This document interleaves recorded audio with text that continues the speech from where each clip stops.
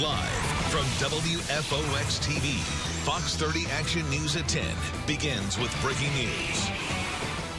Welcome to Action News at 10, everyone. I'm Katherine Varnum. We do begin with breaking news out of Clay County, where it appears hackers have taken control of the website for Oakleaf High School. If you go onto the Oakleaf Knights website, you'll find this instead. The hacker or hackers call themselves the Zulu Squad. They also have a message mocking the programming skills of the person who built the school's website. Now, I've spoken with 2 school board members who tell me they have not heard about this until my call, but just within the last 15 minutes, the deputy superintendent told me that they are aware of the situation. They're sending sheriff's deputies over to the school right now to make sure everything is secure, and they are working to shut it down. As soon as we get more information, we'll be sure to bring it right to you. We are also following some more breaking news. This one on the west side. Police and fire are on the scene of a crash with life-threatening injuries. This is all happening at Lem Turner Road and Bayview Avenue. Action News' Larry Sproul is on the way to the scene. As soon as we have more information on that, we'll bring it to you as well. Walls are going up along Volano Beach in the name of stopping erosion, but some people say walls that protect one home are harming others. Action News' Larry Sproul spoke with county officials, and they say they are watching the area closely. They know erosion is a huge problem right here on the beach, which is what caused this crack on the side of the home. Living right on the beach is why George Getzinger moved to this area, but that dream is quickly becoming a nightmare. You're having a high level of erosion from storm events. Last month, Action News cameras showed you the damage from a powerful northeastern storm that wiped out 30 feet of sand along 42 miles of the beach. County commissioners had no choice but to declare a state of emergency. Tonight, Getzinger showed me this wall. He says it's doing more harm than good.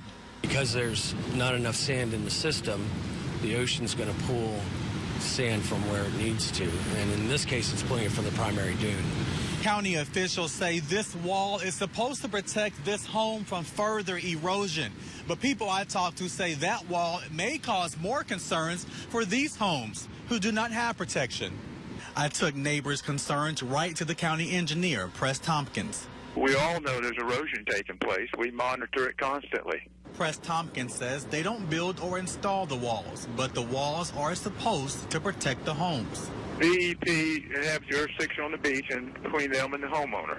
Not a good enough answer for this man who says one home's wall may protect that individual home, but is bringing in a bigger wave for the rest of the beach. Whenever you put a structure on the beach, you increase the erosional effect on either side of that structure. He says the only way to save these homes is to build walls around all of the homes or move them back and let nature take its course. Reporting on Volano Beach, I'm Larry Sproul, Fox 30, Action News Jax. New information tonight in a home invasion robbery and beating of a mother and child in Baker County. It's a story we first told you about last night on Action News. Right now, 3 people are in jail. Action News' Michael Yoshida was in Baker County today to learn the details of what happened.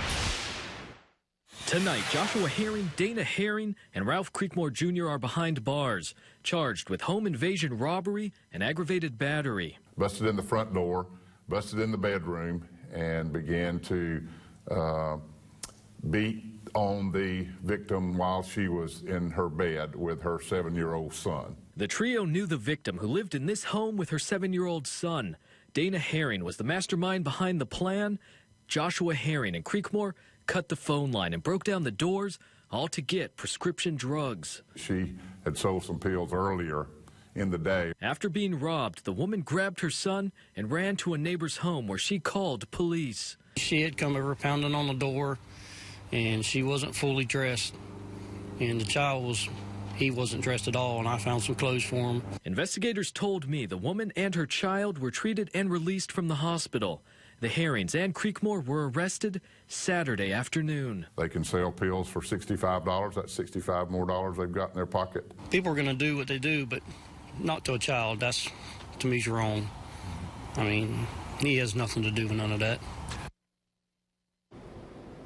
That was Michael Yoshida reporting, and the Baker County Sheriff's Office says the state attorney could add more charges. He also tells us the mother who was attacked could be charged for selling prescription drugs. We reached out to DCF, who tells us they're also investigating. The First Alert Weather Center is tracking fog tonight moving in. This is a live look over downtown Jacksonville. Sure doesn't look like it.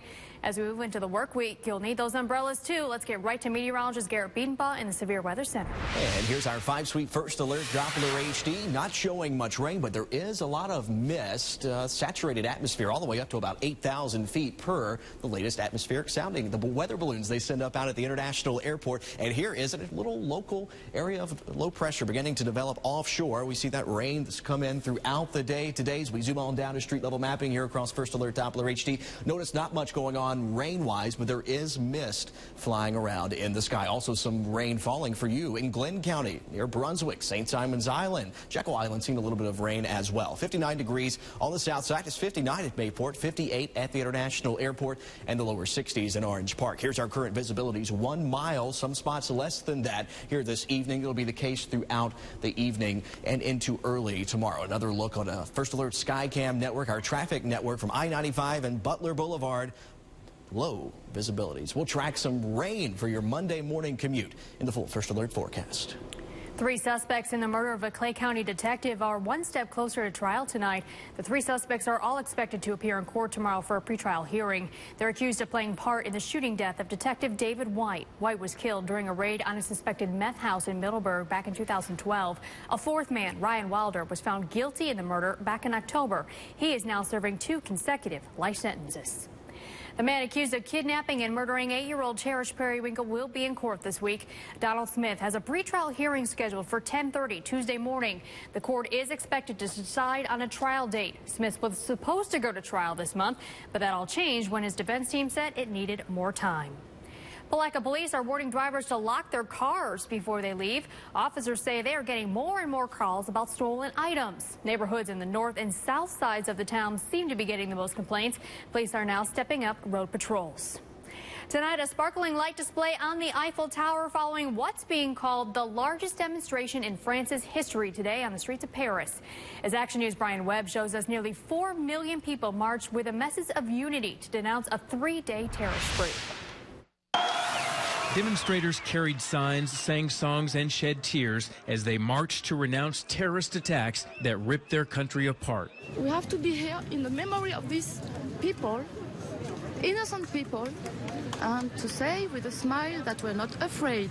It's important to show at the entire world we're not afraid. France's president and at least 40 world leaders led the march. Even Israel's Benjamin Netanyahu and Palestinian leader Mahmoud Abbas walked together. Thousands of police officers and soldiers protected the massive crowds. Attorney General Eric Holder was in Paris where he attended a meeting on fighting terrorism but did not attend the march. A pledge was made to do a better job of sharing information amongst the nations that were there, and I think we will in fact do that.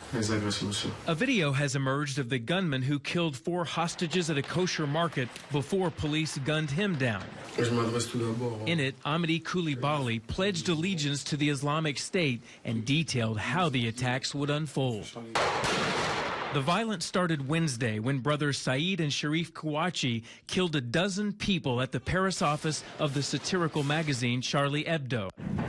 The brothers died in a shootout with police after another siege at a printing plant Friday. France remains on high alert for more possible attacks while investigators look deeper into the gunmen's backgrounds. That was Brian Webb reporting. Further north in Germany today, arsonists attack a newspaper. That newspaper republished the Charlie Hebdo cartoons poking fun at militant Islamists. In the last 15 minutes, officials say divers have recovered one of the black boxes from AirAsia Flight 8501 that crashed near Indonesia 2 weeks ago. The plane's tail section was recovered last week in the Java Sea, but the black boxes were no longer attached. Friday, crews detected pinging sounds coming from 2 separate areas that were about 20 yards apart. Investigators say the black boxes could provide clues as to what made that plane go down last month with 162 people on board. Georgia's legislature will convene in Atlanta tomorrow to begin a 40-day session. It's also the start of Governor Nathan Deal's 2nd and final term in office. Both parties say they see the new session as an opportunity to get some work done. Among the hot-button issues expected to take center stage, medical marijuana, youth concussions, and animal shelter zoning laws.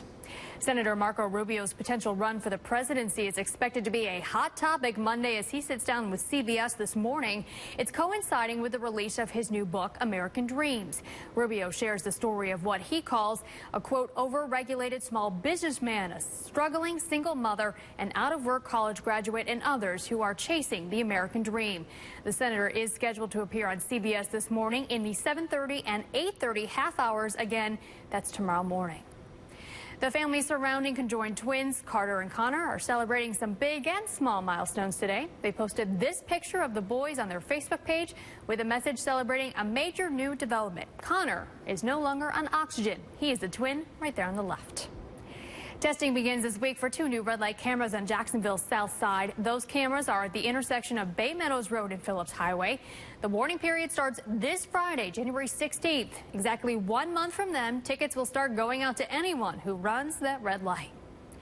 Tonight, catching a glimpse of history. The SpaceX barge used to try and catch part of the Falcon 9 is now docked here in Jacksonville. What's next for the first of its kind barge?